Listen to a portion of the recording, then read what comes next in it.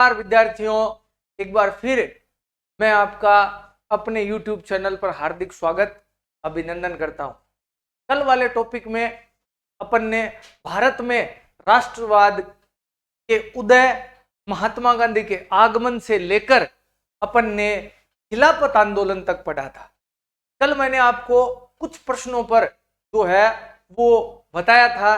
प्रथम विश्व युद्ध कब से कब हुआ, उसके बाद अपन ने चर्चा की थी रोलेट एक्ट क्या था, उसके बाद अपन ने जो है वो चर्चा की थी खिलाफत आंदोलन पर।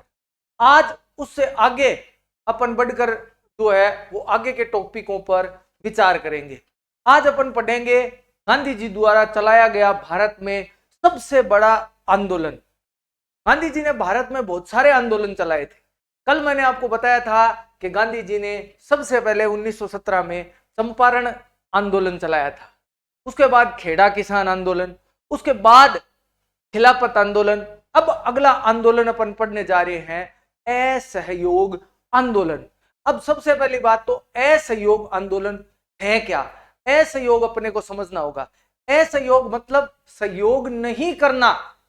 असहयोग का मतलब है सहयोग नहीं करना, यानी कि सहयोग नहीं करना, अंग्रेजों का सहयोग नहीं करना। आप इस बात को भली भांति जानते हैं कि अंग्रेज भारत में राज कर रहे थे, और राज करने के लिए अंग्रेज भारत आए थे तो क्या सारे अंग्रेज थोड़ी आ गए थे? अंग्रेज तो केवल उच्च पदों पर थे, उनकी सहायता करने वाले समस्त लोग भारतीय थे, और भारतीयों की सहायता से ही अंग्रेज सत्ता का संचालन कर रहे थे। तो महात्मा गांधी ने कहा यदि हम अंग्रेजों का सहयोग बंद कर देंगे तो अंग्रेजों को अपने बोरिया बिस्तर बांध कर जाना पड़ेगा। यह आंदोलन था असहयोग आंदोलन। यानी गांधी जी ने भारतीयों से यह अपील की कि वे अंग्रेजों का सहयोग न करें, और कांग्रेस ने इस आंदोलन को अपना समर्थन दे दिया। और उसके बाद जो मुस्लिम समाज था, मुसलमान थे, उन्होंने भी इस आंदोलन को सहयोग किया था, क्योंकि मैंने आपको कल ही बताया था कि खिलाफत आंदोलन के दौरान गांधी जी ने इसी कारण तो भाग लिया था। गांधी जी ने असहयोग आंदोलन में खिलाफत आंदोलन में गांधी जी ने यही सोचकर भाग लिया था कि हिंदू और मुस्लिम एकता होनी जरूरी है, और उस एकता के कारण ही या उस एकता के बाद ही भारत स्वतंत्र हो सकता है। तो असहयोग आंदोलन का मतलब है अंग्रेजों का सहयोग नहीं करना। अब पढ़ते हैं असहयोग ही क्यों, ऐसा क्यों किया गांधी जी ने। तो देखिए अपनी प्रसिद्ध पुस्तक हिंद स्वराज 1909, देखिए किताब का नाम है हिंद स्वराज। हाल ही में फर्स्ट ग्रेड का पेपर हुआ है, उसमें यह प्रश्न पूछा गया था कि हिंद स्वराज पुस्तक जो है वो किसकी है। तो देखिए वहां तक पूछा गया है, फर्स्ट ग्रेड पेपर जो व्याख्याता भर्ती परीक्षा है उसमें तक ये पूछा गया है कि हिंद स्वराज पुस्तक किसकी है, तो महात्मा गांधी की है। तो अपने परीक्षा में प्रश्न आ सकता है कि भाई हिंद स्वराज पुस्तक के लेखक कौन है। मैंने आपको कल ही बताया था कि अपने छोटे प्रश्न भी आएंगे, 12 प्रश्न वस्तुनिष्ठ भी आएंगे। तो अपने को यह ध्यान रखना है कि हिंद स्वराज पुस्तक के लेखक महात्मा गांधी है, जो उन्होंने 1909 में लिखी थी। मैं कहा था कि भारत में ब्रिटिश शासन भारतीयों के सहयोग से स्थापित हुआ है, और यह इस शासन इसी सहयोग के कारण चल पा रहा है। अगर भारत के लोग अपना सहयोग वापस ले लें तो साल भर के भीतर ब्रिटिश शासन ढह जाएगा और स्वराज की स्थापना हो जाएगी। ये जो वाक्यांश दिए गए हैं ये गांधी जी ने अपनी पुस्तक हिंद स्वराज में लिखे थे कि यदि हम अंग्रेजों का सहयोग नहीं करेंगे तो अंग्रेजों को भारत छोड़कर जाना पड़ेगा। तो इस पेज से एक बढ़िया प्रश्न बनता है कि हिंद स्वराज पुस्तक के लेखक कौन है। तो हिंद स्वराज पुस्तक के लेखक है महात्मा गांधी। देखिए मैंने अंडरलाइन किया है कि हिंद स्वराज पुस्तक के लेखक महात्मा गांधी है। क्लियर है? तो असहयोग का अर्थ समझ में आ गया, यानी अंग्रेजों का सहयोग नहीं करना। और स्पष्ट लिखा है कि गांधी जी ये मानते थे कि अंग्रेज भारतीयों के सहयोग से ही शासन संचालित कर रहे हैं। यदि अंग्रेजों को भारत से भगाना है तो निश्चित तौर से उनका सहयोग करना बंद करना होगा। आगे चलते हैं। असहयोग का विचार आंदोलन कैसे बन सकता था? गांधी जी का सुझाव था कि आंदोलन चरणबद्ध तरीके से आगे बढ़ना चाहिए। सबसे पहले लोगों को सरकार द्वारा दी गई पदवियां लौटा देनी चाहिए, यानी कि असहयोग आंदोलन को किस प्रकार आगे बढ़ाना है, सबसे पहले सरकार द्वारा दी गई पदवियां जो है वो हमें वापस लौटा देनी चाहिए। अंग्रेज बहुत सारी पदवियां देते थे, बड़ी बड़ी पदवियां देते थे, राजा धीराज की, महाराज की, केसरे हिंद की, गांधी जी को भी जो है वो केसरे हिंद की उपाधि थी, उसके अलावा सर की उपाधि दिया करते थे, नाइटहुड की उपाधि दिया करते थे, उपाधियां थी और ये उस व्यक्ति को दिया जाता था जो अंग्रेजों के प्रति वफादार होते थे। तो उपाधि लौटाने का मतलब यह है कि हम अब आपके वफादार नहीं है, हम अब आपका विरोध करेंगे। इसीलिए गांधी जी ने कहा था कि अपनी पदवियां मतलब उपाधियां जो है वो लौटा दो और सरकारी नौकरियां, सेना, पुलिस, अदालतों, विधायी परिषदों, स्कूलों, विदेशी वस्तुओं का बहिष्कार करना, यानी नौकरी छोड़ दो, सारी नौकरी जो सरकारी नौकरी वगैरह है उनका बहिष्कार करो और विदेशी वस्तुओं का बहिष्कार करो। विदेशी वस्तु मतलब जो बाहर से अंग्रेज जो भारत में वस्तुएं बेचने आते हैं उनको खरीदना बंद कर दो, उनका हम कोई उपयोग नहीं करेंगे, हम उनको कोई उपयोग में नहीं लेंगे। अगर सरकार दमन का रास्ता अपनाती है तो व्यापक सहविनय अवज्ञा भी शुरू किया जाएगा। देखिए साथ में सहविनय अवज्ञा आंदोलन भी शुरू कर देंगे। सहविनय अवज्ञा आंदोलन क्या है? सहविनय अवज्ञा आंदोलन का मतलब है कि हम विनय के साथ आपकी आज्ञा का उल्लंघन करेंगे, यानी हम आपकी बात नहीं मानेंगे, लेकिन हम ऐसा नहीं है कि हिंसा पर उतर जाएंगे, हम हाथ जोड़कर कहेंगे कि हम आपकी इस बात का उल्लंघन कर रहे हैं। यह है सहविनय अवज्ञा आंदोलन। शुरू किया 1920 की गर्मियों में गांधी जी और शौकत अली इसी आंदोलन के समर्थन जुटाते हुए देश भर में यात्राएं करते रहे, यानी गांधी जी ने अपने आंदोलन का पूरे देश में प्रचार प्रसार किया। आगे देखिए, कांग्रेस के बहुत सारे लोग इन प्रस्तावों से संशाकित थे, यानी उनको लगता था कि यह आंदोलन इतना सफल नहीं होगा, यानी उन्हें लगता था कि आंदोलन सफल नहीं होगा। वे नवंबर 1920 में विधायी परिषद के होने वाले चुनाव का बहिष्कार करने में हिचकिचा रहे थे, यानी जो नवंबर में जो विधान परिषदों के चुनाव होते थे, नेता तो चुनाव तो चाहिए, तो वह नेता चुनाव लड़ना चाहा, लेकिन गांधी जी ने तो हर चीज का बहिष्कार करने को कहा था कि जो चीज अंग्रेजों से जुड़ी हुई है उस चीज का बहिष्कार कर दिया जाए। उन्हें भय था कि आंदोलनों में लोग हिंसा कर सकते हैं। उन्हें पहले ही लग रहा था भारतीय नेताओं के जो है वो भारतीय जो लोग है वो आंदोलन में हिंसा कर सकते हैं और हिंसा होते ही गांधी जी आंदोलन को बीच में समाप्त कर देंगे। सितंबर से दिसंबर तक कांग्रेस में भारी खींचातान चलती रही। कुछ समय के लिए ऐसा लगा कि आंदोलन के समर्थकों और विरोधियों के बीच सहमति नहीं बन पाएगी। आखिर दिसंबर 1920 के नागपुर अधिवेशन में एक समझौता हुआ और असहयोग कार्यक्रम को स्वीकृति प्रदान कर दी गई। देखिए, असहयोग आंदोलन को कांग्रेस ने कब और कहां स्वीकृति प्रदान की? दिसंबर 1920 में कहां? नागपुर अधिवेशन में स्वीकृति प्रदान की। प्रश्न पूछा जा सकता है कि असहयोग आंदोलन को कांग्रेस ने कब स्वीकृति प्रदान की? तो दिसंबर 1920 में। कौन से अधिवेशन में? तो नागपुर अधिवेशन में इस आंदोलन को स्वीकृति प्रदान की गई और कार्यक्रम, असहयोग कार्यक्रम पर स्वीकृति की मोहर लगा दी। आंदोलन इसी तरह आगे बढ़ा और किन किन लोगों ने हिस्सा लिया, विभिन्न सामाजिक समूहों ने असहयोग के बारे में किस तरह समझा, अपन इस पर चर्चा करेंगे। तो देखिए, इस पेज में कई प्रश्न आए हैं जिनमें सबसे महत्वपूर्ण प्रश्न ये देखिए, ये प्रश्न आया है कि दिसंबर 1920 के कांग्रेस के नागपुर अधिवेशन में जो है वो असहयोग आंदोलन किया गया था। आगे चलते हैं।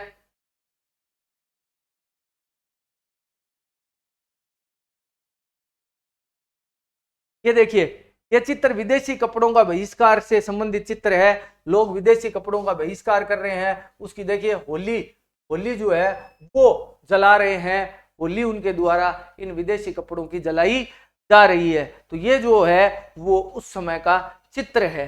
देखिए, विदेशी कपड़ों की होली जलाने का प्रतीक चित्र जो है वो बनाया जा रहा है। होली जलाने का मतलब उनको आग लगा दी गई। आगे चलते हैं। आंदोलन के भीतर अलग अलग धाराएं। असहयोग खिलाफत आंदोलन जनवरी 1921 में शुरू हुआ। इस आंदोलन में विभिन्न सामाजिक समूह ने हिस्सा लिया, लेकिन हर एक की अपनी अपनी आकांक्षाएं थी। सभी ने स्वराज के आह्वान को स्वीकार तो किया, लेकिन उनके अलग अलग अर्थ थे। शहरों में आंदोलन, देखो अलग अलग जगह अलग अलग आंदोलन चला था। अब शहरों में आंदोलन, ये पिछली बार प्रश्न आया था परीक्षा में। कि शहरों में कौन कौन सी गतिविधियां हुई थी। 5 नंबर का प्रश्न था ये, पिछली बार 10वीं बोर्ड में 5 नंबर का प्रश्न आया था कि असहयोग आंदोलन के दौरान शहरों में क्या क्या गतिविधियां हुई समझाइए। तो ये सीधा प्रश्न आया था, तो देख लीजिए आप शहरों में क्या क्या गतिविधियां हुई उस पर चर्चा करते हैं। आंदोलन की शुरुआत मध्यम वर्ग की हिस्सेदारी के साथ हुई। हजारों विद्यार्थियों ने स्कूल कॉलेज छोड़ दिए, हेडमास्टर और शिक्षकों ने इस्तीफे सौंप दिए, वकीलों ने मुकदमे लड़ना बंद कर दिया। मद्रास के अलावा ज्यादातर परिषद चुनावों का बहिष्कार किया गया। मद्रास में गैर ब्राह्मणों द्वारा बनाई गई जसप्रीत पार्टी का मानना था कि काउंसिल में प्रवेश के जरिए उन्हें अधिकार मिल सकते हैं जो सामान्य रूप से केवल ब्राह्मणों को मिल पाते हैं, इसलिए हम इस पार्टी के चुनावों का बहिष्कार नहीं करेंगे। देखो क्या क्या हुआ शहरों में आंदोलन के दौरान, क्या क्या हुआ। पहला तो सबसे पहले मध्यम वर्ग की हिस्सेदारी ज्यादा रही, मध्यम वर्ग के लोगों ने भाग लिया। भाग में क्या क्या किया, विद्यार्थियों ने स्कूलों और कॉलेजों का बहिष्कार कर दिया, शिक्षकों ने सरकारी नौकरियों को छोड़ दिया, सरकारी स्कूल कॉलेजों में पढ़ाने से इनकार कर दिया। उन्होंने सरकारी कॉलेज स्कूल जो है उन्हें बंद, उनसे जो है वो बंक मार दिया, उन्होंने छुट्टी ले ली, उनको जो है वो पढ़ाने से इनकार कर दिया। वकीलों ने मुकदमे लड़ने से इनकार कर दिया। और पूरे भारत में अगर मद्रास को छोड़ दें तो कहीं किसी ने जो है वो भाग लिया ही नहीं। केवल मद्रास में एक जो है वो गैर ब्राह्मणों की पार्टी थी, जस्टिस पार्टी, उसने भाग लिया था। उसका मानना था कि ब्राह्मण हमें अधिकार नहीं दे रहे, तो उन्होंने केवल विरोध किया। मेरे कहने का मतलब यह है कि मद्रास को छोड़कर पूरे भारत में, पूरे भारतीय शहरों में लोगों ने असहयोग आंदोलन को बहुत प्रेम दिया और प्यार के साथ जो है आंदोलन का जो है सहयोग किया। उसके बाद यदि अपन देखें आर्थिक मोर्चे पर असहयोग का असर और ज्यादा नाटकीय रहा। विदेशी सामानों का बहिष्कार किया गया, शराब की दुकानों की पैकेटिंग की गई। देखिए ये शब्द पैकेटिंग क्या होता है। पैकेटिंग देखो प्रदर्शन या विरोध का एक ऐसा स्वरूप जिसमें लोग किसी दुकान फैक्ट्री के भीतर का रास्ता रोक लेते हैं। पैकेटिंग का मतलब उस दुकान के भीतर आने जाने वाले रास्ते पर रोक लगा देते हैं। पूछ सकते हैं कि शराब की दुकानों की पैकेटिंग की गई का क्या अर्थ है। मतलब लोगों ने चारों ओर से उसे घेर लिया और वहां कोई अंदर जा नहीं सकता था। जिस प्रकार पैकेट को पैक कर दिया जाता है वैसे इन दुकानों को पैक कर दिया, लोगों को अंदर जाने की अनुमति नहीं थी। उसके बाद विदेशी कपड़ों की होली जलाई गई, यानी विदेशी कपड़ों को आग लगा दी गई। 1921 से 22 के बीच विदेशी कपड़े का आयात आधा रह गया, जिसमें कीमत 102 करोड़ से घटकर 57 करोड़ आ गई। देखो देखो कितना प्रभाव पड़ा। शहरों के लोगों ने इसको एकदम से बंद कर दिया। जो इतने ज्यादा कपड़े बिक रहे थे वो अब भारत में बिकने बंद हो गए थे। बहुत सारे व्यापारी स्थानों पर व्यापारियों ने विदेशी चीजों का व्यापार करना या विदेशी व्यापार में पैसा लगाने से इनकार कर दिया। जब बहिष्कार आंदोलन फैला और लोग आयातित कपड़े को छोड़कर केवल भारतीय कपड़े पहनने लगे तो भारतीय कपड़ा मिलों और हथकरघों का उत्पादन भी बढ़ने लगा। यानी तो विदेशों से कपड़ा आता था। जैसे आपको ध्यान होगा कि औद्योगिक क्रांति इंग्लैंड में प्रारंभ हुई थी और इंग्लैंड से वो पूरे यूरोप में फैल गई थी।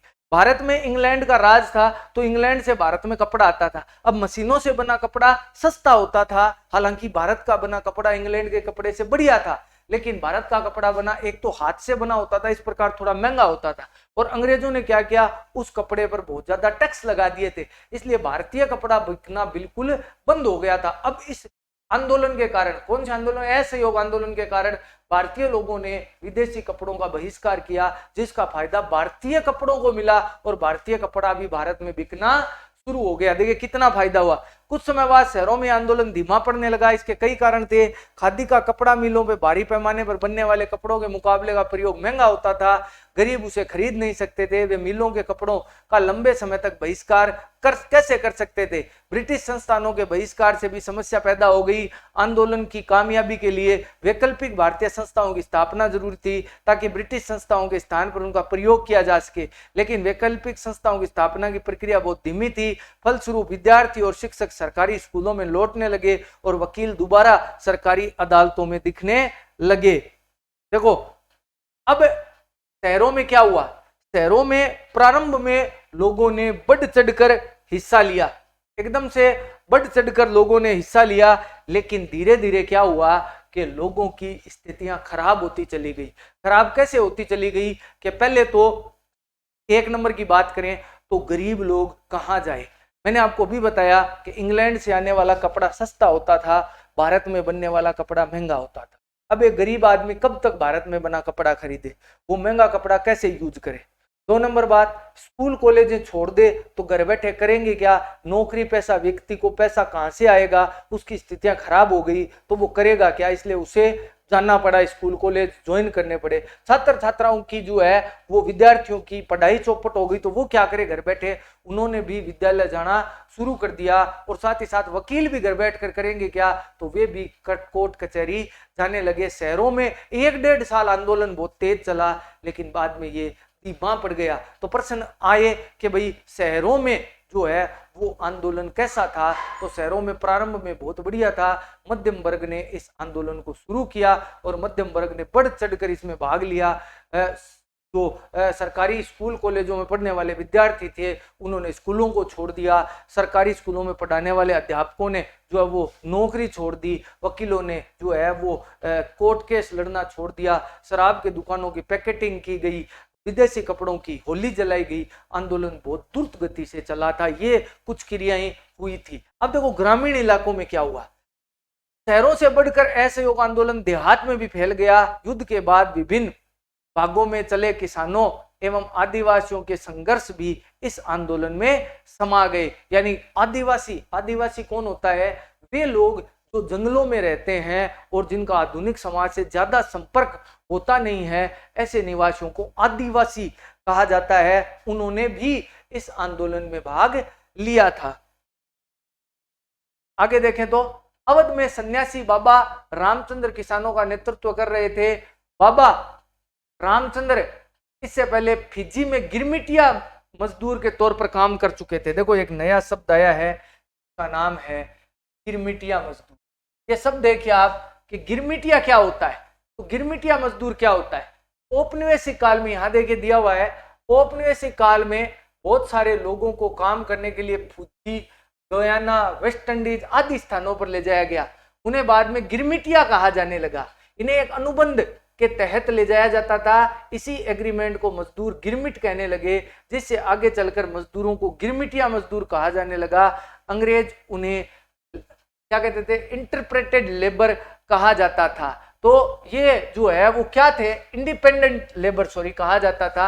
ये था क्या, देखिए गिरमिटिया मजदूर, मैं आपको साधारण भाषा में बताता हूँ, ये टिपिकल भाषा है।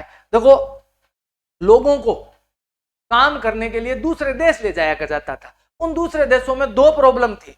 एक तो उन देशों के लोगों को काम करना आता नहीं था, दूसरी बात वहां जनसंख्या बहुत कम थी, इसलिए वहां लेबर थी नहीं। अंग्रेजों का वहां राज था और वहां लेबर थी नहीं, और वहां की स्थितियां बढ़िया थी काम करने की। वहां खनिज पदार्थ थे, खेती बढ़िया होती थी, लेकिन उन लोगों को खेती करनी आती नहीं थी। इसलिए भारत में जो किसान थे, जो ये खेती वगैरह करना जानते थे, उनको वहां ले जाया गया। ये ऐसे देश कौन से थे, गुयाना, फिजी, वेस्ट इंडीज। आप वेस्ट इंडीज के खिलाड़ियों के नाम देखिए, कई खिलाड़ी ऐसे हैं जिनमें शिवनारायण चंद्रपोल है, निकोलस पूरण है, या ऐसे बहुत सारे खिलाड़ियों के नाम आपको मिलेंगे कि देवेंद्र बिस्सू है। इन खिलाड़ियों के आपको नाम देखकर लगेगा कि अरे ये तो भारतीय नाम है, ये वेस्ट इंडीज क्या कर रहे हैं। ये वेस्ट इंडीज कर ये रहे हैं कि इनके परदादा दादा जो है वो गिरमिट अनुबंध के तहत वहां गए थे।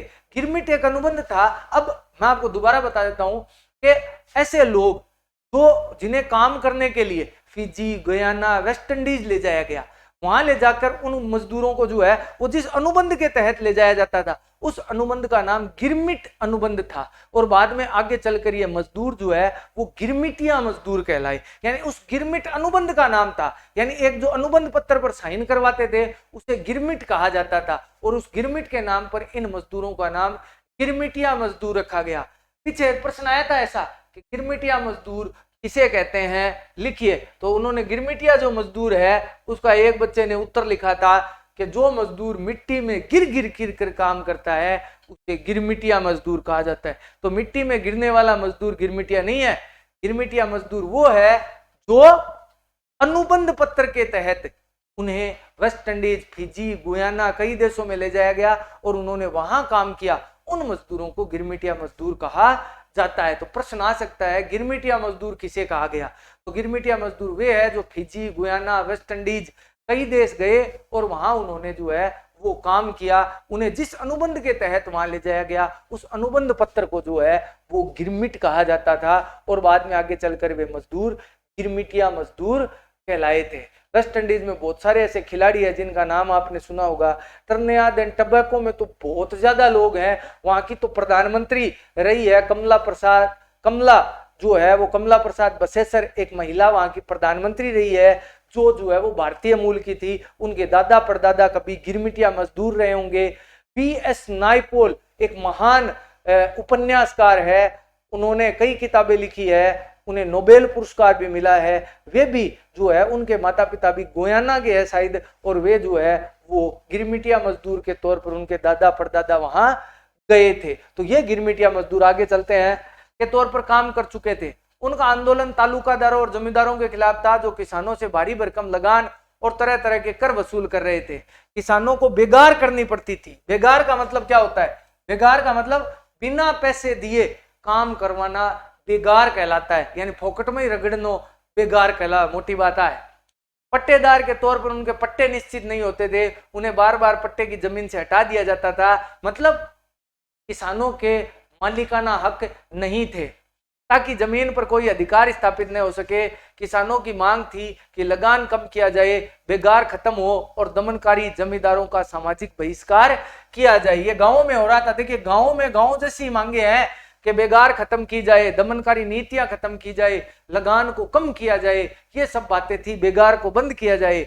बहुत सारे स्थानों में जमींदारों को नाई धोबी की सुविधाओं से भी वंचित करने के लिए पंचायतों ने नाई धोबी बंद करने का फैसला किया।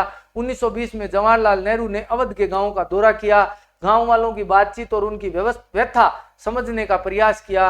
अक्टूबर तक जवाहरलाल नेहरू, बाबा रामचंद्र और कुछ अन्य लोगों के नेतृत्व में अवध किसान सभा का गठन किया गया। महीने भर से इस पूरे इलाके के संगठन, गांव के संगठन की 300 से ज्यादा शाखाएं बन चुकी थी। अगले साल जब आंदोलन शुरू हुआ तो कांग्रेस ने अवध के किसान संघर्ष को इस आंदोलन में शामिल करने का प्रयास किया, लेकिन किसानों के आंदोलन में ऐसे स्वरूप विकसित हो चुके थे जिससे किसानों का नेतृत्व खुश नहीं था। 1921 में जब आंदोलन फैला, तालुकादारों, व्यापारियों, मकानों पर हमले होने लगे, बाजार और लूटपाट होने लगी, अनाज के गोदामों पर कब्जा कर लिया गया।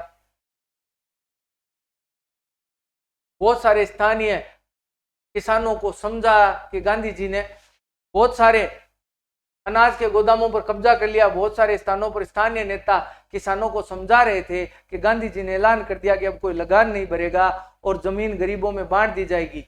महात्मा गांधी का नाम लेकर लोगों ने अपनी सारी कार्रवाइयों आकांक्षाओं को सही ठहराया। आदिवासी किसानों, महात्मा गांधी और स्वराज के विचार कुछ और ही मतलब निकला। उदाहरण के लिए आंध्र प्रदेश के गुडेम पहाड़ियों में 1920 की शुरुआत में उग्र गोरिल्ला आंदोलन फैल गया। कांग्रेस इस तरह के संघर्ष को कभी स्वीकार नहीं कर सकती थी।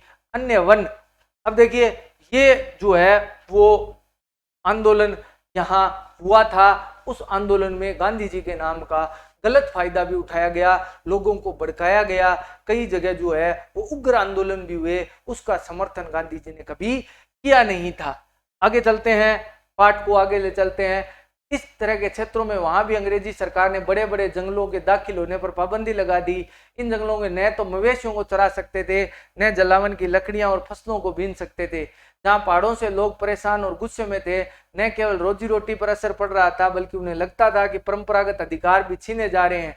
जब उन्हें सड़कों के निर्माण के लिए बेगार करने पर मजबूर किया गया तो लोगों ने बगावत कर दी। उनका नेतृत्व करने वाले अल्लूरी सीताराम राजू एक दिलचस्प व्यक्ति थे। देखिए अल्लूरी सीताराम राजू, ये नाम आप लोगों ने हाल ही में एक फिल्म आई थी जिसमें आपने नाम सुना होगा।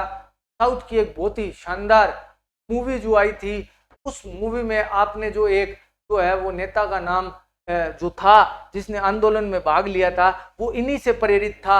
अल्लूरी सीताराम राजू नाम जो था, वो फिल्म का जो कैरेक्टर है वो इन्हीं से प्रेरित था। तो उनका दावा था कि उनके पास बहुत सारी विशेष शक्तियां हैं, वे सटीक खगोलीय अनुमान लगा सकते हैं, लोगों को स्वस्थ कर सकते हैं, गोलियां भी उन्हें नहीं मार सकती। राजू के व्यक्तित्व में चमत्कारित विरोधियों को विश्वास था कि वह ईश्वर का अवतार है।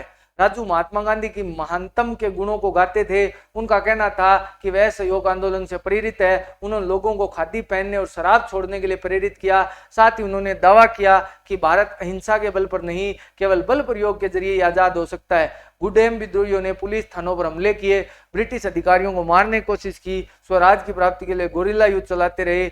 1924 में राजू को फांसी दे दी गई। राजू अपने लोगों के बीच जननायक बन गया। अब देखिए क्या था ये आंदोलन, क्या चला, गुडेम आंदोलन क्या था, प्रश्न आ सकता है गुडेम आंदोलन क्या था और इसका नेतृत्व किसने किया। देखिए अंग्रेजों ने क्या किया था कि आदिवासियों के साथ बहुत बुरा सलूक किया था। तो प्रश्न क्या बनता है कि गुडेम आंदोलन क्या था, ये देख लिए, यही होगा, इसका उत्तर मिल जाएगा अपने को। गुडेम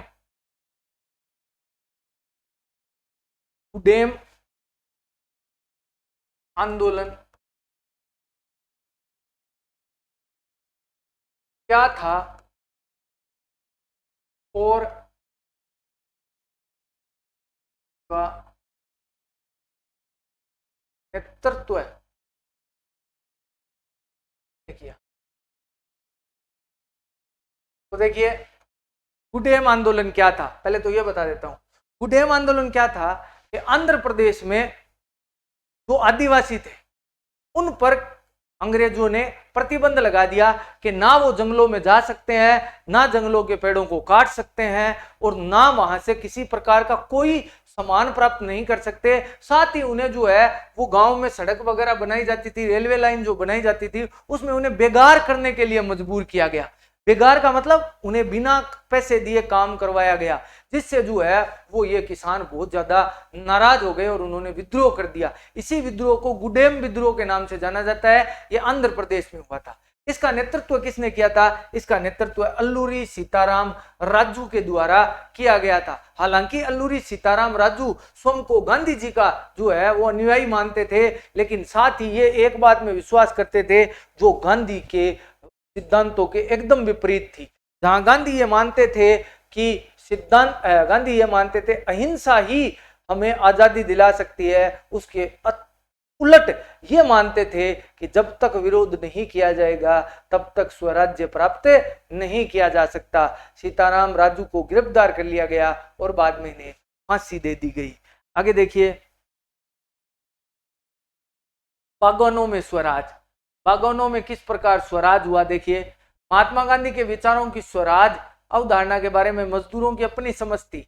असम के बगानी मजदूरों के लिए आजादी का मतलब यह था कि चार दीवारियों में जब चाहे आ जा सके। जिनको बंद करके रखा जाता था उनके लिए आजादी का मतलब था कि वे अपने गांवों में संपर्क रख पाए। देखिए वहां काम करने के लिए, देखिए यहाँ जो लोग हैं उनको काम करने के लिए क्या चक्कर था कि उन्हें जब काम करवाया जाता था तो उनसे जब काम करवाया जाता था तो उन्हें वहां कैद रखा जाता था, उन्हें घर जाने नहीं दिया जाता था। तो चाय के बागान वाले चाहते थे कि उन्हें घर जाने दिया जाए। यही उनके लिए तो बेचारों के साथ जो है वो आजादी थी। 1859 में इंग्लैंड इमिग्रेशन एक्ट के तहत बागानों में काम करने वाले मजदूरों को बिना इजाजत बागान से बाहर जाने की छूट नहीं होती थी। यह इजाजत उन्हें विरले ही कभी मिलती थी।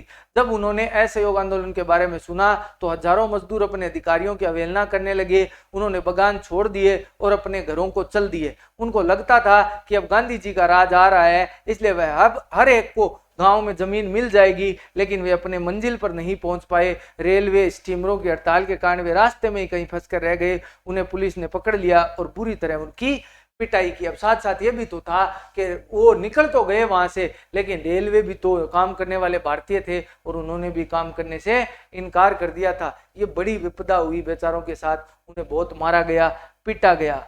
आगे देखें, इन स्थानीय आंदोलनों की अपेक्षा दृष्टि से कांग्रेस के आंदोलन को परिभाषित नहीं किया जा सकता।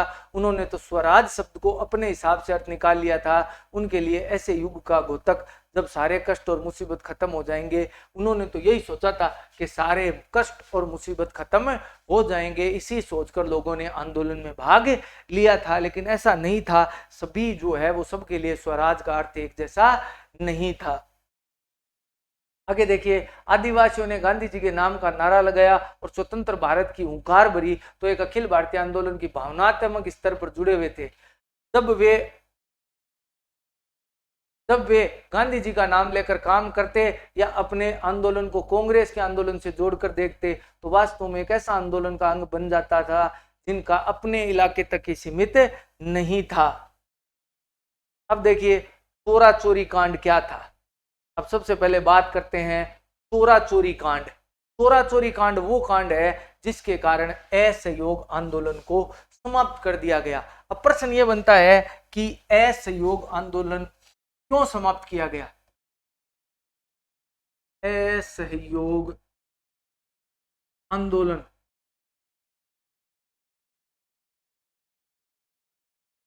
क्यों समाप्त किया गया? अब आप एक बात याद कीजिए, शुरुआत में ही अपन ने गांधी जी का जो आज के वीडियो को जब शुरू किया था, तो अपन ने शुरुआत में एक कोटेशन पढ़ी थी कि गांधी जी कहते थे अंग्रेजों का सहयोग नहीं करेंगे तो अंग्रेज भारत छोड़कर चले जाएंगे। जब अंग्रेज भारत छोड़कर तो गए ही नहीं, फिर गांधी जी ने आंदोलन को क्यों समाप्त कर दिया? समाप्त इसलिए कर दिया कि 1922 में गोरखपुर के चोरी चोरा नामक स्थान पर 5 फरवरी 1922 को एक घटना हुई। उस घटना के कारण गांधी जी ने असहयोग आंदोलन समाप्त कर दिया। अब बात यह उठती है कि भाई ये आखिर ये चोरी चोरा कांड था क्या? ये चोरी चोरा कांड क्या था, कैसे हुआ? देखिए, कुछ लोग असहयोग आंदोलन के दौरान एक शांतिपूर्वक जुलूस निकाल रहे थे। चोरी चोरा गांव में शांतिपूर्वक जुलूस निकाला जा रहा था। जुलूस आराम से शांतिपूर्वक निकाला जा रहा था। उस पर क्या किया? अंग्रेज जो सैनिक थे उन्होंने उस जुलूस पर हमला कर दिया। देखिए, शांतिपूर्ण जुलूस पर हिंसक टकराव हो गया, उन्होंने हमला कर दिया। गांव वालों ने कुछ नहीं किया था, शांतिपूर्वक विरोध कर रहे थे, एक जुलूस निकाल रहे थे, जो उनका अधिकार था। शांतिपूर्वक जुलूस निकालना उनका अधिकार था, वो जुलूस निकाल रहे थे। अंग्रेजी सैनिकों ने उन पर हमला कर दिया। कब हमला किया? 5 फरवरी 1922 को। हमला करने के कारण जो है वो ये टकराव हिंसा में बदल गया, और जो गांव वाले थे वो भी पुलिस वालों के सामने हो गए। पुलिस वालों की संख्या कम थी, गांव वाले ज्यादा थे। पुलिस वाले डरकर भागे, लोग भी उनके पीछे भागे, और परिणाम ये हुआ कि पुलिस वाले जाकर छुप गए एक झोंपड़े में, तो एक पुलिस थाने में जाकर छुप गए। जब वो पुलिस थाने में जाकर छुपे तो गांव वाले अति क्रोधित थे। उन्होंने क्या किया कि उस पुलिस थाने को आग लगा दी। उस आग में 22 पुलिसकर्मी कहते हैं जिंदा जलकर मर गए। इसी घटना को इतिहास में चोरी चोरा कांड के नाम से जाना जाता है। यह घटना 5 फरवरी 1922 को हुई गोरखपुर जिले के चोरी चोरा नामक स्थान पर। इस घटना में 22 पुलिसकर्मी मारे गए। जब इस घटना का पता महात्मा गांधी को चला तो गांधी जी बहुत ज्यादा दुखी हुए और गांधी जी ने असहयोग आंदोलन समाप्त कर दिया। तो असहयोग आंदोलन गांधी जी ने कौन सी घटना के बाद समाप्त किया था? इस घटना के बाद, चोरी चोरा कांड के बाद समाप्त किया था। तो शांतिपूर्ण जुलूस पर जब अंग्रेजों ने पत्थर बरसाए तभी वो नाराज हुए थे, और उसका परिणाम ये हुआ कि चोरी चोरा कांड के कारण असहयोग आंदोलन समाप्त हो गया। तो प्रश्न आ सकता है, असहयोग आंदोलन क्यों समाप्त किया गया? तो असहयोग आंदोलन चोरा चोरी कांड के कारण समाप्त किया गया। कब किया गया? तो 5 फरवरी 1922 को यह कांड हुआ, और 12 फरवरी 1922 को चोरा चोरी कांड के कारण असहयोग आंदोलन समाप्त कर दिया गया। आगे चलते हैं, सविनय अवज्ञा। अब देखिए, ये चोरी चोरा कांड वाला सिस्टम तो के कारण असहयोग आंदोलन तो समाप्त हो गया। अब असहयोग आंदोलन समाप्त हो गया, गांधी जी का भयंकर विरोध भी हुआ। भारतीय राजनेताओं ने, कांग्रेस के राजनेताओं ने गांधी जी का बहुत विरोध किया, क्योंकि गांधी जी ने जब आंदोलन शुरू किया था तो लोगों को बहुत बड़े बड़े ख्वाब दिखाए थे कि हम भारत को आजाद करके दिखाएंगे। लेकिन गांधी जी ने इस घटना के कारण बिना कोई फैसला लिए हुए आंदोलन को समाप्त कर दिया, जिस वजह से लोग जो है और नेता जो थे वो बहुत ज्यादा नाराज थे। थोड़ा उसके बारे में अपन पढ़ते हैं। देखिए, पहले फरवरी 1922 में असहयोग आंदोलन वापस लेने का फैसला लिया। गांधी जी को लगता था आंदोलन हिंसक लगता हो रहा है और सत्याग्रही को व्यापक प्रशिक्षण की जरूरत है। कांग्रेस में कुछ नेता इस तरह जन संघर्षों से थके हुए थे। 1919 के गवर्नमेंट ऑफ इंडिया एक्ट के तहत गठित की गई प्रांतीय परिषदों में चुनाव में हिस्सा लेना चाहते थे। उनको लगता था कि परिषदों में रहते हुए ब्रिटिश नीतियों का विरोध करना, सुधारों की वकालत करना और दिखाना भी जरूरी है कि वे परिषदों लोकतांत्रिक संस्था नहीं है। सीआर दास और मोतीलाल नेहरू ने परिषद की राजनीति में लौटने के लिए कांग्रेस के भीतर ही स्वराज पार्टी का गठन कर डाला। जवाहरलाल नेहरू और सुभाष चंद्र बोस जैसे युवा नेता ज्यादा उग्र आंदोलनों और पूर्ण स्वतंत्रता के लिए दबाव बनाए हुए थे। यह प्रश्न आया था, स्वराज पार्टी का गठन किसने किया? स्वराज पार्टी, स्वराज पार्टी या दल का गठन किसने किया? यह उत्तर है सीआर दास। पूरा नाम है चित्तरंजन दास। सीआर दास व एम एल नेहरू ने, पूरा नाम है मोतीलाल नेहरू। चित्तरंजन दास और मोतीलाल नेहरू ने, ये सीआर लिखा हुआ है ना, जो सीआर दास और मोतीलाल नेहरू, इन्होंने जो है वो स्वराज पार्टी का गठन किया था। यह भी परीक्षा में आया हुआ है कि स्वराज पार्टी का गठन किसने किया था? सीआर दास यानी चित्तरंजन दास, एमएल नेहरू यानी मोतीलाल नेहरू ने स्वराज पार्टी का गठन किया था। स्वराज पार्टी क्यों बनाई गई, थोड़ा सा बता देता हूँ।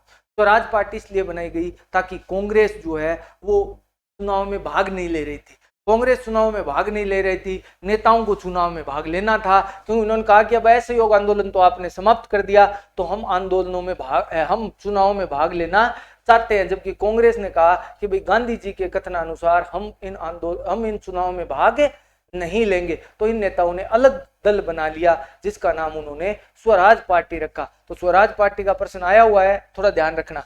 आगे चलते हैं।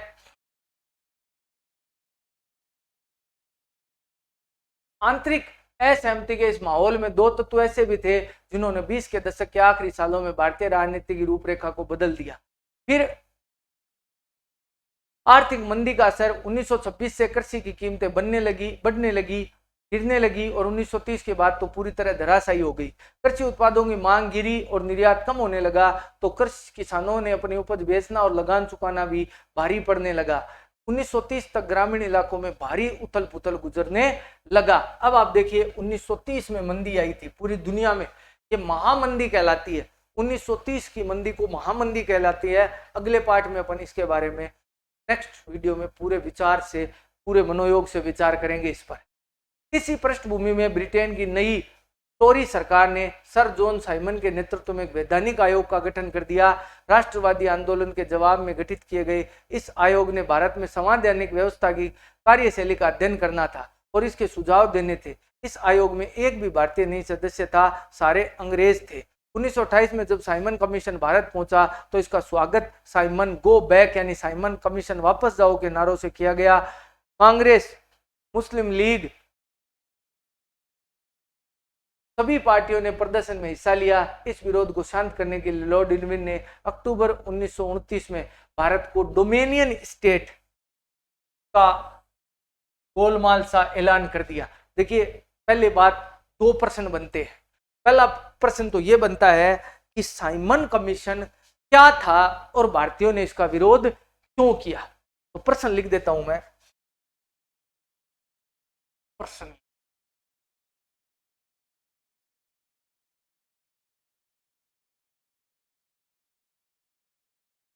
लिख देता हूं, साइमन कमीशन क्या था और भारतीयों ने इसका विरोध क्यों किया।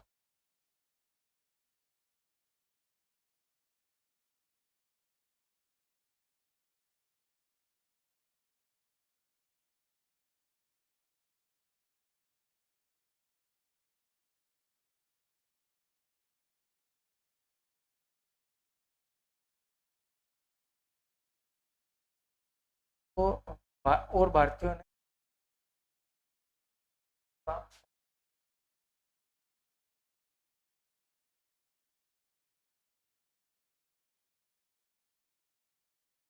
अब बात ये आती है कि साइमन कमीशन क्या है।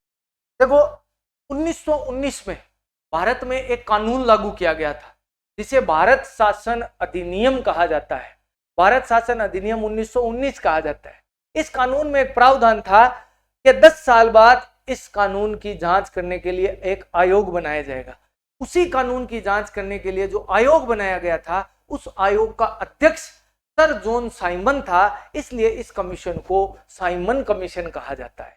तो साइमन कमीशन किसे कहते हैं, ये तो आपको आ गया, समझ में आ गया होगा कि साइमन कमीशन का अर्थ हो गया वो कमीशन जो 1919 के अधिनियम की जांच करने हेतु बनाया गया था। तो 1919 के अधिनियम की जांच करने हेतु जो कमीशन बनाया गया था, उस कमीशन का नाम था साइमन कमीशन।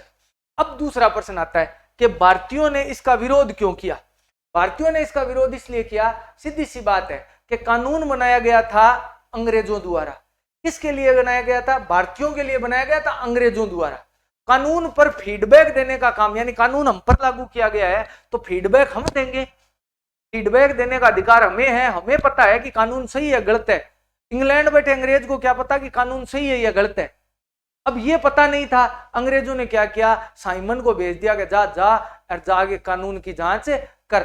उस कानून में सारे ही अंग्रेज थे, उसमें 7-8 सदस्य थे, सारे के सारे अंग्रेज सदस्य थे। उनको भेज दिया कि जाओ और भारत में जार जांच करो कि कानून सही है कि नहीं है। तो भारतीय इससे नाराज हो गए और उन्होंने साइमन कमीशन का विरोध किया। तो अपनी भाषा में तो ये है, और अगर उत्तर लिखना चाहिए अपन तो लिख सकते हैं कि साइमन कमीशन क्या था। 1919 के भारत शासन अधिनियम की जांच करने के लिए जो आयोग बनाया गया था, उस आयोग का नाम साइमन कमीशन था। दूसरा प्रश्न, भारतीयों ने इसका विरोध क्यों किया। इस कमीशन में एक भी भारतीय को शामिल नहीं किया गया था, इस कारण भारतीयों ने इसका विरोध किया। ये सर्वश्वेत कमीशन था, यानी से गोरा एक ही भारतीय आदमी नहीं था। जब भारतीयों ने इसका विरोध किया तो तत्कालीन गवर्नर जनरल लॉर्ड इरविन ने देखो क्या किया, भारत को डोमेनियन स्टेट का दर्जा देने की बात की। डोमेनियन स्टेट का मतलब हम आपको आजाद करने का, आजाद तो कर देंगे लेकिन एक तरीके से हमारा हाथ ऊपर रखेंगे। लेकिन आजाद जुद की कौन कराई, गोली दिया है। तो उन्होंने समय सीमा नहीं बढ़ाई, सिर्फ इतना कहा कि भावी संविधान के बारे में चर्चा करने के लिए गोलमेज सम्मेलन आयोजित किया जाएगा। वो गोलमेज सम्मेलन देखो क्या है क्या नहीं है, मैं बता दूं था ना। गोलमेज सम्मेलन थे या ना समझा का केटा कितनी बड़ी चीज है। गोलमेज सम्मेलन का यहाँ मतलब ये है कि इंग्लैंड में एक सम्मेलन, इंग्लैंड की राजधानी लंदन में एक गोलमेज के चारों में बैठ के सम्मेलन जो बुलाया जाता है उसे गोलमेज सम्मेलन कहा जाता है। गोलमेज सम्मेलन टोटल 3 हुए थे। गोलमेज सम्मेलन 3 हुए थे। सम्मेलन लंदन में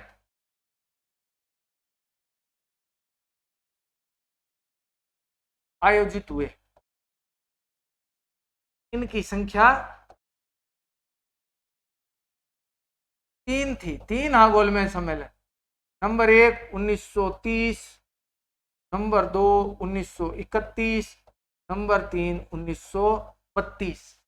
3 गोलमेज सम्मेलन हाँ मात्र 30, 31 और 32 में। कांग्रेस ने केवल 31 वाले में भाग लिया था, गांधी जी इसमें भाग लेने गए थे। आगे आएगा, जवाहरलाल नेहरू और सुभाष चंद्र बोस के नेतृत्व में कांग्रेस का तेजतराज खेमा आक्रामक तेवर अपनाने लगा। उदारवादी और मध्यम वर्गों वाले ब्रिटिश डोमेनियन के भीतरी संवैधानिक व्यवस्था के पक्ष में थे। इस खेमे का प्रभाव घटता जा रहा था। 1929 में जवाहरलाल नेहरू की अध्यक्षता में लाहौर अधिवेशन में, देखो कितना बढ़िया प्रश्न बन रहा है।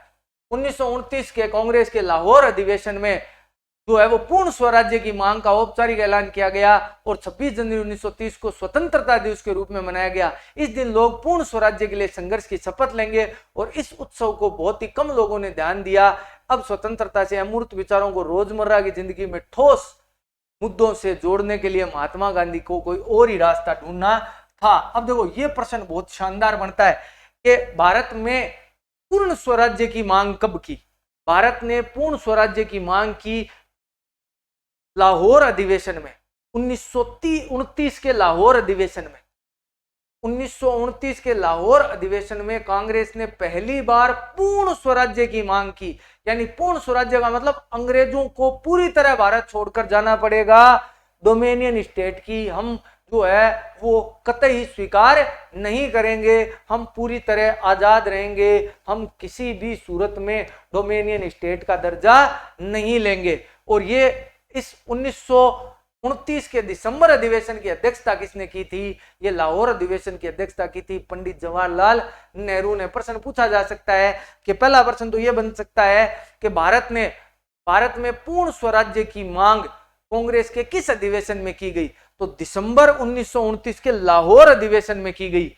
और उस लाहौर अधिवेशन के अध्यक्ष कौन थे? लाहौर अधिवेशन के अध्यक्ष थे पंडित जवाहरलाल नेहरू। प्रश्न आ सकता है कांग्रेस के लाहौर अधिवेशन के अध्यक्ष कौन थे? बहुत ही प्रसिद्ध है, अध्यक्ष थे पंडित जवाहरलाल नेहरू, जो भारत के बाद में प्रधानमंत्री भी बने थे। वो 1929 के लाहौर अधिवेशन के अध्यक्ष थे। 26 जनवरी 1930 को जो है वो बाद में भारत का पहला स्वतंत्रता दिवस भी मनाया गया था। तो ये प्रश्न जरूर ध्यान में रखे। प्रश्न मैं यहां लिख देता हूं, 1929 के लाहौर अधिवेशन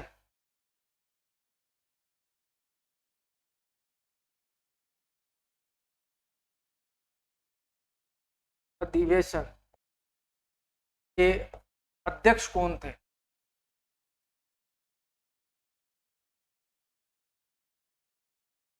कौन थे? सर पंडित जवाहरलाल या JL नेहरू। और इसमें क्या मुख्य काम क्या किया गया था?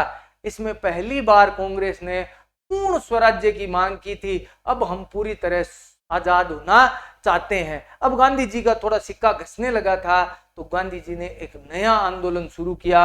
आंदोलन का नाम रखा सविनय अवज्ञा आंदोलन। और इस सविनय अवज्ञा आंदोलन के लिए गांधी जी ने एक नमक यात्रा की।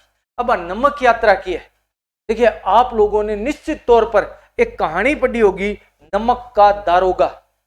मुंशी प्रेमचंद की बहुत ही शानदार कहानी है नमक का दारोगा। इसमें एक नमक कानून की चर्चा की गई है। अंग्रेज कितने नीच थे, इस बात का अंदाजा आप इस नमक कानून से लगा सकते हैं। आज भी भोजन में जो सबसे सस्ता अवयव कोई है तो वो नमक है।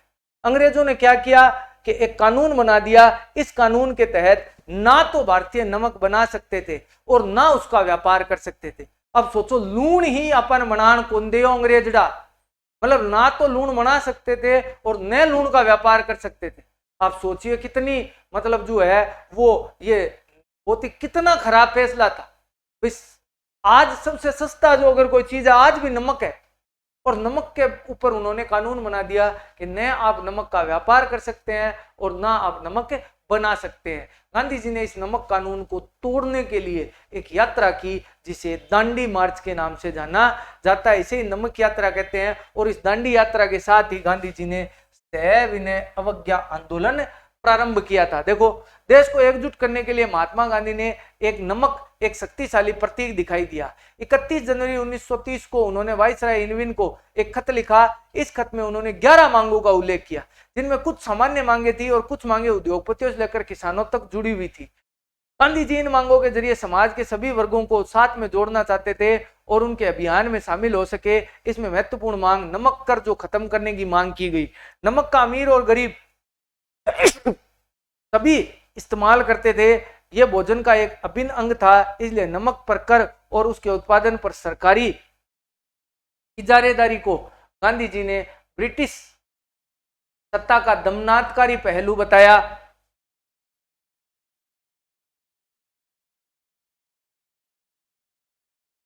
और इस अभियान में शामिल हो सके, इसलिए महत्वपूर्ण नमक कानून को खत्म करने की थी। नमक का अमीर गरीब सभी इस्तेमाल करते थे, भोजन का एक अभिन्न हिस्सा था और इस पर सरकारी जिम्मेदारी को महात्मा गांधी ने ब्रिटिश कानून का दमनकारी पहलू बताया। गांधी जी का एक प्रपत्र ये चेतावनी की तरह था। उन्होंने लिखा 11 मार्च तक इनकी मांगे नहीं मानी गई तो कांग्रेस सविनय अवज्ञा आंदोलन छेड़ देगी। इरविन झुकने को तैयार नहीं था। फलस्वरूप महात्मा गांधी ने अपने 78 विश्वस्त वॉलंटियरों के साथ नमक यात्रा शुरू कर दी। तो प्रश्न आ सकता है कि दांडी यात्रा में या नमक यात्रा में गांधी जी के साथ कितने सहयोगी थे? 78 सहयोगियों के साथ गांधी जी ने सविनय अवज्ञा आंदोलन की जो यात्रा है, नमक यात्रा है, वो प्रारंभ की थी। यह यात्रा साबरमती से गांधी जी ने 240 किलोमीटर दूर दांडी नामक गुजराती तटीय कस्बे में जाकर खत्म होनी थी। 24 दिनों तक रोज 10 मील का सफर तय किया। गांधी जी रुकते, हजारों लोग सुनने आते। इन सभाओं के गांधी जी ने स्वराज का अर्थ स्पष्ट किया, आह्वान किया कि लोग अंग्रेजों का शांतिपूर्ण अवज्ञा करें, यानी अंग्रेजों का कहा न माने। 6 अप्रैल को वह दांडी पहुंचे और उन्होंने समुद्र का पानी उबालकर नमक बनाना शुरू कर दिया। यह नमक कानून का उल्लंघन था। अब देखो गांधी जी ने क्या किया, प्रतीक रूप से नमक को चुना। नमक सबसे सस्ती चीज है, कानून भी पर बना दियो, मैं थान बता दी। अब गांधी जी के एक केतली में नमक उबालने क्यों सी, ये अंग्रेज अच्छी तरह जानते थे। अंग्रेजों से तो की कोनी है, गांधी जी गया है बैठे और लून उबाल पाछा जी की फर्क कौन पड़े। उन्हें लगता था कि गांधी जी के इस आंदोलन से कोई प्रभाव पड़ेगा नहीं। इरविन ने तो ये कहा ही था कि एक केतली में नमक उबालने से अंग्रेज सत्ता को कोई फर्क पड़ने वाला नहीं है। लेकिन उन्हें क्या पता था, जो गांधी कानूनों को मानने की बात करता है, यदि वो गांधी कानूनों को तोड़ेगा तो उसके बाद भारतीय तो कानूनों को तोड़ने के लिए तैयार बैठे हैं। अपन तो बोल देने का कानून तोड़ना है, आपा तो 100 क्यों तोड़ गिरा की रहनी कौन दिया। तो जब गांधी जी ने कानून तोड़ा तो पूरे भारत में ये बात फैल गई और भारतीयों ने बहुत जबरदस्त तरीके से अंग्रेजी कानूनों को तोड़ना शुरू कर दिया। ये दांडी यात्रा बहुत खतरनाक साबित हुई और गांधी जी को पूरे देश में सहयोग मिलना शुरू हो गया। यहीं से सविनय अवज्ञा आंदोलन शुरू हुआ और यह आंदोलन असहयोग आंदोलन के मुकाबले किस तरह अलग था। इस बार लोगों ने न केवल अंग्रेजों का सहयोग न करने के बल्कि औपनिवेशिक कानूनों का उल्लंघन करने का आह्वान किया जाने लगा देश के विभिन्न भागों में। अब देखो, पहले तो केवल असहयोग आंदोलन में तो अंग्रेजों का सहयोग ही नहीं करना था और अब तो कानून तोड़ना और चालू कर दिया। बड़ी भारी विडंबना होगी अंग्रेजा खातर कि अब किया तो किया क्या जाए, अब क्या होगा, आंदोलन कैसे फैला, उस पर बात करते हैं। उससे पहले आप ये 78 सहयोगियों वाला बात जरूर ध्यान में रखना कि गांधी जी के साथ इस दांडी यात्रा में कितने लोग थे। 78 सहयोगियों के साथ गांधी जी ने यह यात्रा प्रारंभ की थी। देखो ये गांधी जी के ये जा रहे हैं, आपने अगर पुराना 500 का नोट देखा होगा तो उस पर भी दांडी यात्रा का आपको चित्र दिखाई देगा। हजारों लोगों ने नमक कानून तोड़ा, सरकारी नमक कारखानों के सामने प्रदर्शन किए। आंदोलन फैला तो विदेशी कपड़ों का बहिष्कार किया जाने लगा, शराब के दुकानों की फिर पैकेटिंग होने लगी, किसानों ने लगान और चौकीदारी कर चुकाने से इनकार कर दिया, गांव में तैनात कर्मचारी इस्तीफे देने लगे, बहुत सारी संस्थानों पर जंगलों में रहने वाले वनों कानूनों का उल्लंघन करके लकड़ी बीनने और मवेशी चराने आरक्षित घुसने लगे। इन घटनाओं से औपनिवेशिक सरकार कांग्रेस नेताओं गिरफ्तार करने लगी। बहुत सारे स्थानों पर हिंसक टकराव हुए। अप्रैल 1930 में जब गांधी जी के साथी अब्दुल गफ्फार खान, ये नाम ध्यान में रखना, की गिरफ्तारी हुई तो गुस्साई भीड़ ने सशस्त्र गाड़ियों और पुलिस की गोलियों का सामना करने सड़क पर उतर आई। बहुत सारे लोग मारे गए। महीने भर बाद जब गांधी जी को गिरफ्तार किया गया तो सोलापुर के औद्योगिक मजदूरों ने अंग्रेजों के शासन का प्रत्येक पुलिस चौकियां, नगर पालिका भवनों, अदालतों, रेलवे स्टेशन पर हमले शुरू कर दिए। भयभीत सरकार ने निर्मम दमन का रास्ता अपनाया। शांतिपूर्ण सत्याग्रहों के हमले और औरतों बच्चों को मारा पीटा गया। लगभग 1 लाख लोग गिरफ्तार किए गए। अब पहले शुरुआत में अंग्रेजों को यह लग रहा था कि कोनियो है, मतलब इस दांडी यात्रा से कोई प्रभाव पड़ेगा ही नहीं। लेकिन अब क्या हुआ कि लोगों ने उनका विरोध करना शुरू कर दिया और जब विरोध ज्यादा बढ़ा तो उन्होंने कांग्रेस के नेताओं को गिरफ्तार कर लिया। कांग्रेस के नेताओं को गिरफ्तार कर लिया तो अन्य लोग आगे आने लगे। जब आंदोलन को बढ़ता देखा तो दूसरा और उनके पास कोई रास्ता नहीं था। उन्होंने दमन चक्कर चलाना शुरू कर दिया, भारतीय लोगों पर अत्याचार करने शुरू कर दिए। इस बात के कारण जो है वो लोगों ने उनका विरोध करना शुरू कर दिया। एक मैंने आपको बताया कि अब्दुल गफ्फार खान, ये बहुत ही महत्वपूर्ण है, कई परीक्षाओं में पूछा जाता है। इन्हें कहते हैं सीमांत गांधी। क्या कहते हैं? सीमांत गांधी। ये पाकिस्तान के बलूचिस्तान इलाके के संबंधित है। ये पाकिस्तान के बलूचिस्तान नामक इलाके से संबंधित है। इन्हें सीमांत गांधी कहा जाता है। इन्हें फ्रंटियर गांधी, अंग्रेजी में फ्रंटियर गांधी, हिंदी में इन्हें सीमांत गांधी के नाम से जाना जाता है। इन्होंने भी आंदोलन चलाया था जिसे लाल कुर्ती आंदोलन कहा जाता है, क्योंकि ये लाल कुर्ता पहनते थे इनके जो आंदोलनकारी थे, इसलिए इसे लाल कुर्ती आंदोलन कहा जाता है। महात्मा गांधी ने एक बार फिर आंदोलन वापस ले लिया। 5 मार्च 1931 को उन्होंने इरविन के साथ एक समझौते पर दस्तखत किए। इस गांधी इरविन समझौते के तहत गांधी जी ने लंदन में होने वाले दूसरे गोलमेज सम्मेलन में भाग लिया। देखो मैंने आपको कहा था कि गांधी जी 3 गोलमेज सम्मेलनों में से केवल एक में गए थे और कांग्रेस भी उसी में गया था। कांग्रेस की ओर से गांधी जी गए थे दूसरे गोलमेज सम्मेलन में भाग लेने। पहले गोलमेज सम्मेलन का कांग्रेस ने बहिष्कार किया था, मैंने आपको बताया था। इसके बदले सरकार राजनीतिक कैदियों को रिहा करने पर राजी हो गई। दिसंबर 1931 के सम्मेलन में गांधी जी लंदन आए, वहां वार्ता बीच में टूट गई और उन्हें निराश लौटना पड़ा। यहाँ आकर उन्होंने पाया सरकार ने नए सिरे से दमन शुरू कर दिया। गफ्फार खान और जवाहरलाल नेहरू दोनों जेल में थे। कांग्रेस को गैर कानूनी घोषित कर दिया गया। सभाओं, प्रदर्शनों, बहिष्कारों जैसी गतिविधियों को रोकने के लिए सख्त कदम उठाए जा रहे थे। भारी आकांक्षाओं के बीच महात्मा गांधी ने सविनय आंदोलन दोबारा शुरू कर दिया। साल भर तक आंदोलन चला, लेकिन 1934 आते आते गति मंद पड़ने लगी। देखिए, गांधी जी सविनय आंदोलन के बाद जब गोलमेज सम्मेलन में भाग लेने गए तो वो सम्मेलन सफल नहीं रहा। गांधी जी को भारत लौटना पड़ा। जब गांधी जी भारत लौटे, उन्होंने दोबारा सविनय आंदोलन शुरू किया। लेकिन आपको ही पता है, जब कोई चीज लंबा चलना प्रारंभ हो जाती है तो उसके सफल होने का समय चांस बहुत ही कम रहते हैं। और यही हुआ। सविनय आंदोलन दूसरा बिल्कुल फेल हो गया।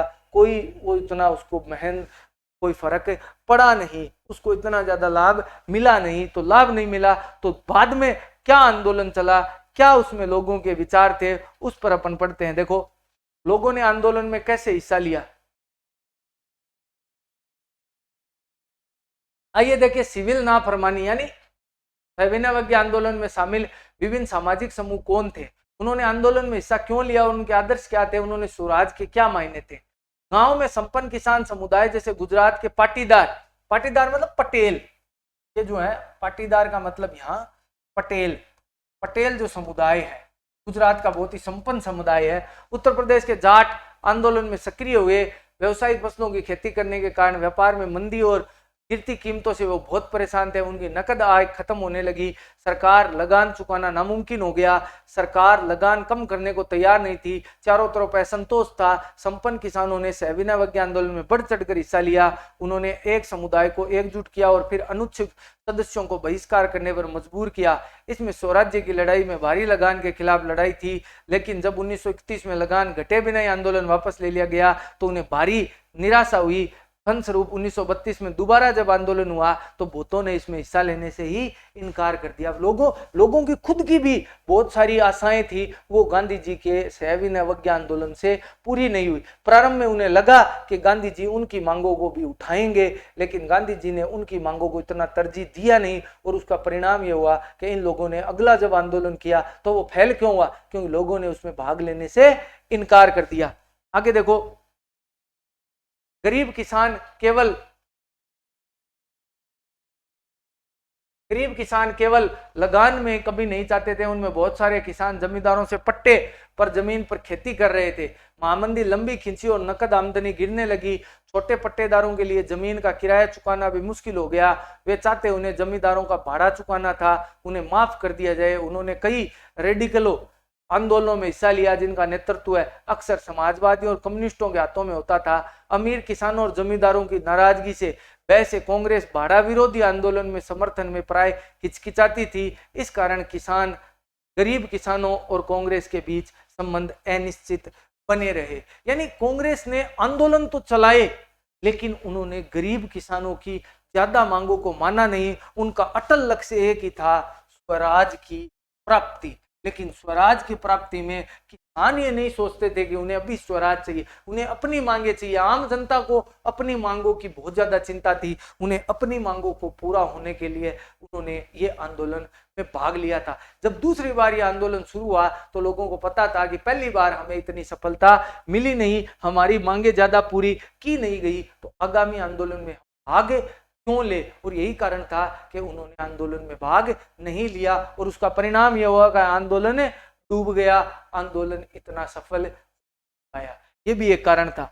आगे अपन देखें तो उसके बाद जो है वो व्यवसायिक वर्ग की क्या स्थिति थी। व्यवसायिक वर्ग को इस आंदोलन से क्या मिला, सविनय आंदोलन के बारे में क्या रुख अपनाया। पहले विश्व युद्ध के दौरान भारतीय व्यापारियों और उद्योगपतियों को भारी मुनाफा कमाया था, क्योंकि माल बिकेगा तो मुनाफा तो कमाएंगे ही। और ताकतवर हो चुके थे। अपने कारोबार को फैलाने के लिए उन्होंने ऐसी औपनिवेशिक नीतियों का विरोध किया जिनके कारण उनकी व्यवसायिक गतिविधियों में रुकावट आती है। ये विदेशी वस्तुओं के आयात से सुरक्षा चाहते थे। आयात का मतलब होता है दूसरे देश से सामान मंगाना। दो बातें हैं, आयात और निर्यात। आयात मतलब दूसरे देश से सामान मंगाना और निर्यात का मतलब दूसरे देश को सामान भेजना। और रुपया स्टर्लिंग, स्टर्लिंग ये पौंड को कहते हैं, पौंड, पौंड इंग्लैंड की मुद्रा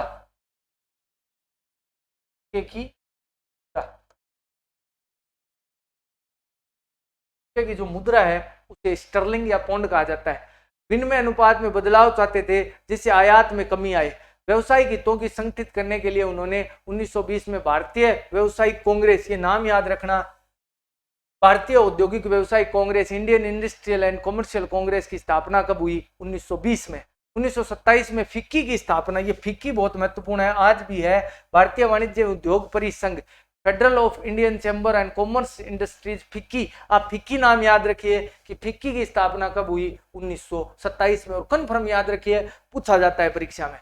का गठन किया? पुरुषोत्तम दास ठाकुरदास, जीडी बिड़ला जैसे जाने माने उद्योगपतियों के नेतृत्व में उद्योगपतियों ने भारतीय अर्थव्यवस्था पर औपनिवेशिक नियंत्रण का विरोध किया और पहले ये सिविल नाफरमानी आंदोलन का समर्थन किया। उन्होंने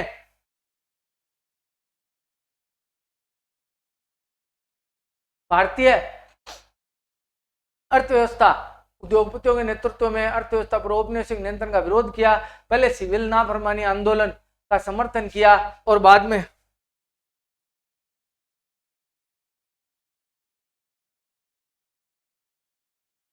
साफ कर लेते हैं एक बार, आंदोलन का समर्थन किया। उन्होंने आंदोलन में आर्थिक सहायता दी और आयातित वस्तुओं को खरीदने या बेचने से इनकार कर दिया। ज्यादातर व्यवसायी स्वराज को एक ऐसे युग के रूप में देखते थे जहां कारोबार पर औपनिवेशिक पाबंदियां नहीं हो पाएंगी और व्यापार व उद्योग निर्बाध ढंग से फल फूल सकेगा। गोलमेज सम्मेलन की विफलता के बाद व्यवसायिक संगठनों में उत्साह भी मंद पड़ गया। उन्होंने उग्र गतिविधियों का भेद वे लंबी शांति की आशंका में कांग्रेस के युवा सदस्यों में समाजवाद के बढ़ते हुए प्रभाव से डर रहे थे। शब्द समाजवाद, समाजवाद का मतलब होता है वह अर्थव्यवस्था जिसमें सरकार अपना पूर्ण नियंत्रण रखती है। व्यापारियों को यह लगने लगा था कि भारत आजाद होने के बाद में समाजवाद की तरफ और चला जाएगा और समाजवाद में जो है वो सबसे बड़ी समस्या ये है कि समाजवाद में ये जो क्या बोलते हैं, सरकारी जो ठेके हैं उनको ही महत्व मिलेगा, इनका महत्व है कम हो जाएगा, उद्योगपतियों का महत्व कम हो जाएगा। औद्योगिक श्रमिक ने सविनय आंदोलन में नागपुर के अलावा कहीं बड़ी संख्या में हिस्सा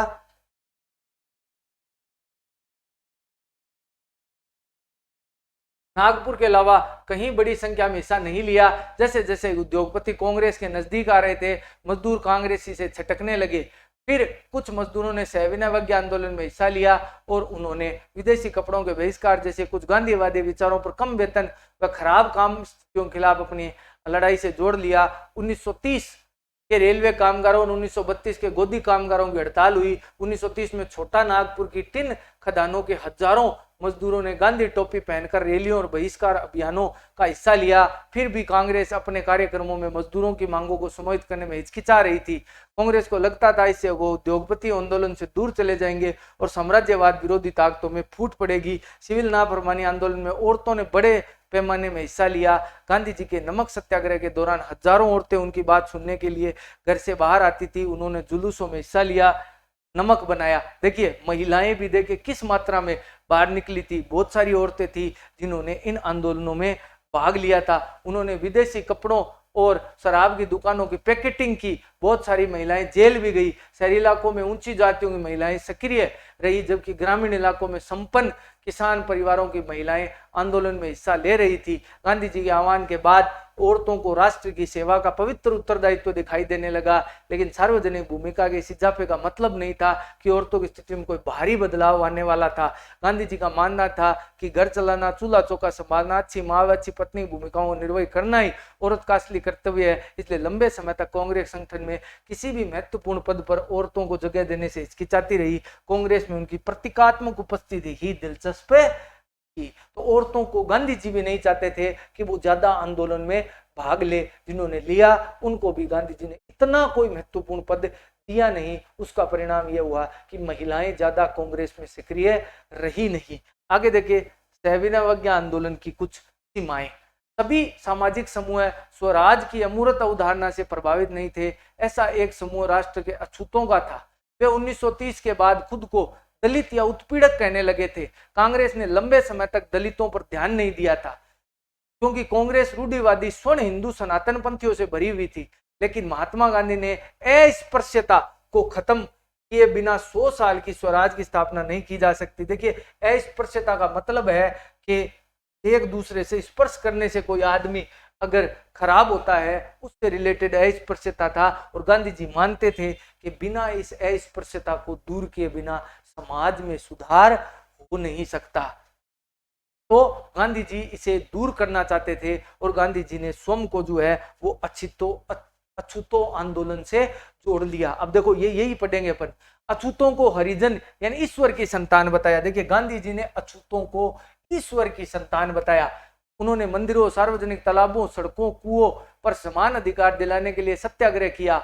मेला ढोने वालों को काम की प्रतिष्ठा दिलाने के लिए खुद शौचालय साफ किए। देखिए, खुद उन्होंने शौचालय साफ किए। गांधी जी की बात कर रहा है। उन्होंने ऊंची जातियों के आह्वान किया कि वे अपना हृदय परिवर्तन करें और अस्पृश्यता पाप को छोड़े। लेकिन बहुत सारे दलित नेता अपने समुदाय की समस्याओं का अलग राजनीतिक दल ढूंढना चाहते थे। वे खुद संगठित होने लगे। उन्होंने शिक्षा संस्थानों के आरक्षण के लिए आवाज उठाई और अलग निर्वाचन क्षेत्रों की बात कही ताकि वहां से विधायी परिषदों में केवल दलित ही चुनकर भेजे जा सके। उनका मानना था कि सामाजिक अपंगता केवल राजनीतिक सशक्तिकरण से ही दूर हो सकती है। सविनय अवज्ञा आंदोलन में दलितों की हिस्सेदारी काफी सीमित थी।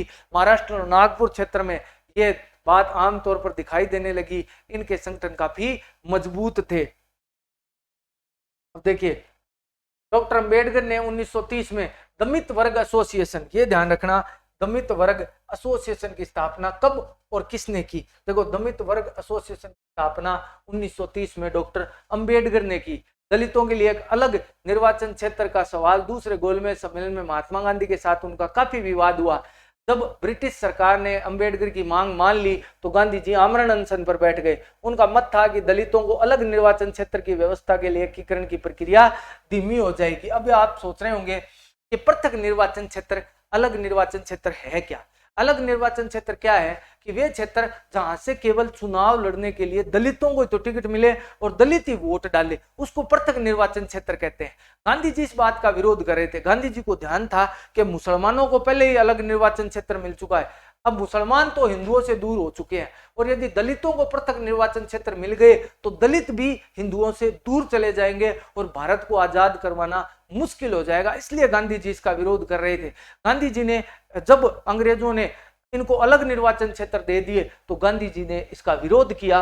गांधी जी ने आमरण अनशन पर बैठ गए और उसका परिणाम यह हुआ कि अंबेडकर साहब को झुकना पड़ा और अंबेडकर और गांधी के मध्य एक समझौता हुआ जिसे पूना पैक्ट के नाम से जाना जाता है। अब वो कई बार प्रश्न आया कि पूना पैक्ट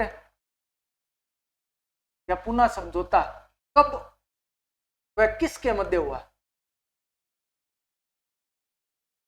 अब इसमें क्या है कि कब और किसके मध्य हुआ? तो कब तो 1932 में, और हुआ किसके मध्य? P.R. अंबेडकर वह गांधी जी के मध्य हुआ था। तो ये उनके मध्य समझौता हुआ था जिसे पूना पैक्ट के नाम से जाना जाता है। इससे दलित वर्गों को प्रांतीय व केंद्रीय विधायी परिषदों में आरक्षित सीटें मिल गई। देखो, अलग निर्वाचन क्षेत्र नहीं दिया, आरक्षित सीटें दी थी। आज भी भारत में यह फॉर्मूला लागू है। हालांकि उनके लिए मतदान सामान्य निर्वाचन क्षेत्रों से होता था, फिर भी दलित आंदोलन कांग्रेस के नेतृत्व में चल रहे राष्ट्रीय आंदोलन को शंका की दृष्टि से देखता था। भारत में कुछ मुस्लिम राजनीतिज्ञों ने सविनय अवज्ञा आंदोलन के प्रति कोई खास रुचि दिखाई नहीं, क्योंकि जो मुसलमान थे वो तो इसमें ज्यादा भाग ले नहीं रहे थे, क्योंकि उन्हें तो पाकिस्तान की मांग थी, वो तो अलग ही देश बनाना चाहते थे। असहयोग आंदोलन के खिलाफ शांत पड़ जाने के बाद मुसलमानों ने एक बहुत बड़ा तबका कांग्रेस से कटा हुआ था। 1920 के दशक में कांग्रेस हिंदू महासभा जैसे धार्मिक संगठनों के काफी करीब दिखने लगी। जैसे जैसे हिंदू मुसलमानों के बीच संबंध खराब होते गए, दोनों समुदायों का उग्र धार्मिक जुलूस निकालने लगे। कई शहरों में हिंदू मुस्लिम सांप्रदायिक टकराव और दंगे हुए। इन दंगों के साथ समुदायों में फासला बढ़ता गया। कांग्रेस मुस्लिम लीग एक बार फिर संगठन का प्रयास किया। 1927 में लगा कि एकता स्थापित हो जाएगी। सबसे महत्वपूर्ण मतभेद भावी विधानसभाओं के प्रतिनिधित्व के सवाल पर थे।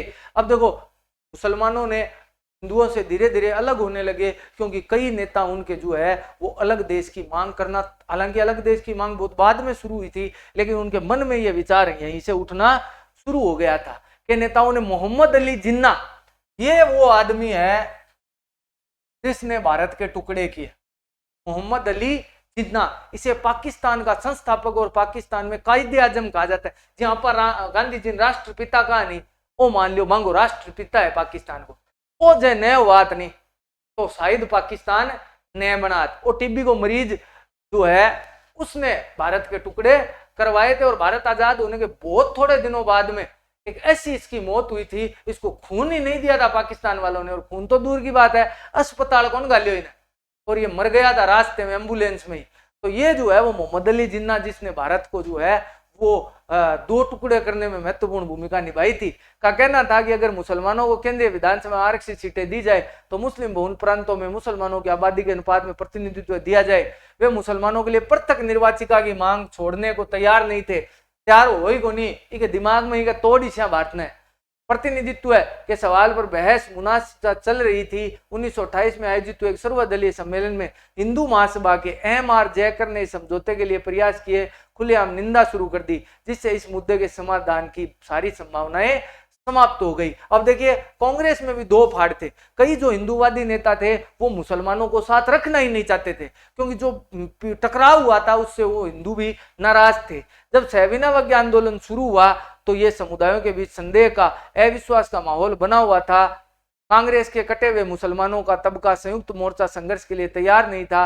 बहुत सारे मुस्लिम नेता और बुद्धिजीवी भारत में अल्पसंख्यकों के रूप में मुसलमानों की हैसियत को लेकर चिंता जता रहे थे। उनका भय था कि हिंदू बहुसंख्यकों के वर्चस्व की स्थिति में अल्पसंख्यकों की संस्कृति पहचान खो जाएगी। तो ये देखिए बहुत सारी समस्याएं थी।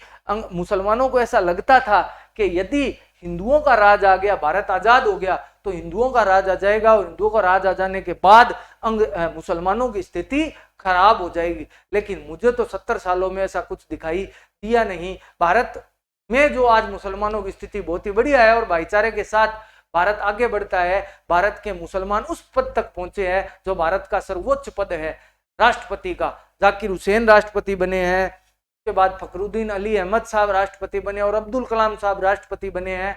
जबकि पाकिस्तान में कौन सा हिंदू आज तक कोई सरकारी मास्टर लाग्यो कौन लाग्यो मन। तो ये जो है वो उन्हें डर था केवल, बाकी ऐसा हुआ नहीं। भारत में मुसलमानों को बराबर शहरी का दर्जा दिया गया है। आगे बात करें तो सामूहिक अपनेपन का भाव, यहाँ से अपन कल पढ़ना शुरू करेंगे। कल प्रश्न उत्तरों को देखेंगे। धन्यवाद।